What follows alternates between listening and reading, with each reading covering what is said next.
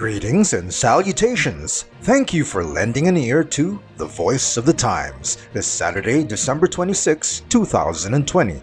For today's editorial, Cebu Disaster, a Test of Sustainable Mining Vows. On Tuesday, the Carmen Copper Corporation reported that a large landslide had occurred within its open-pit mine located in Toledo, Cebu, resulting in the death of 4 workers with 6 others listed as missing. Although the company and government authorities were careful not to speculate, these other unfortunate individuals were presumably buried in the landslide and also lost their lives, an unimaginable tragedy for their families just ahead of the Christmas holiday. Carmen Copper, which is an operating mine of Atlas Consolidated Mining Development Corporation, announced it was suspending operations pending the outcome of an investigation by the company and the Mines and Geosciences Bureau, or MGB. Besides the Carmen Copper Mine, one of the country's largest, Pasay-based Atlas also has a stake in the Berong Nickel Mine in Palawan. An initial report from the MGB attributed the landslide to the heavy rainfall experienced by the mine over the past several weeks, including from Tropical Depression Vicky, with international name Crovan, that passed the area last week, which weakened the rock layers and caused them to collapse. MGB Director Wilfredo Moncano also said an earthquake fault in the area of the slide may have also contributed to the accident. Before Tuesday's incident, however, the Carmen mine had a relatively good safety record since being acquired and reopened by Atlas in 2007. MGB's Moncano noted that the mine had passed the Mining Industry Coordinating Council, or MICC's independent environmental and safety audit earlier this year. In a separate statement describing the accident as unfortunate, the Chamber of Mines of the Philippines, or COMP, also stressed the company's good safety record. Atlas is known for its strict adherence to the highest safety and health standards. Nevertheless, accidents happen in any industry. This is why the Chamber and its members are constantly looking for ways to further improve our safety and health protocols, COMP said. The Carmen Mine accident was the first major incident since the initiation of a major review of the country's mining operations was begun by the then Environment Secretary, the late Gina Lopez, in 2016, a process of which the MICC audit is a key part and which is still ongoing.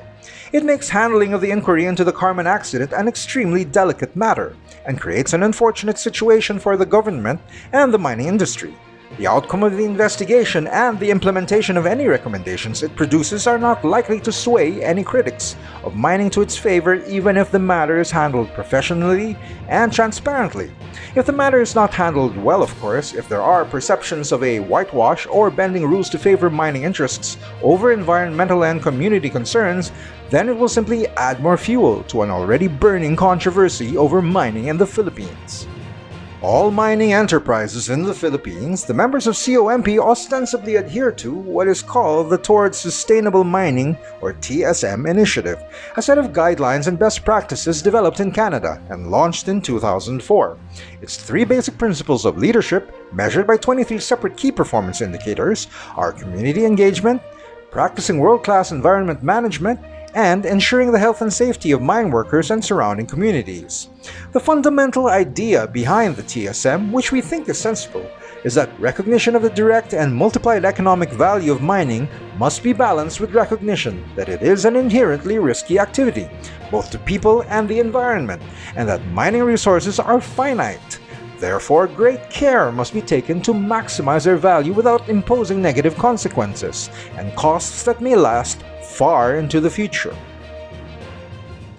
Building public confidence that mining enterprises are constantly working toward that objective is a Herculean task even under the best of circumstances, and incidents such as that which befell the Carmen mine only make that job much more difficult.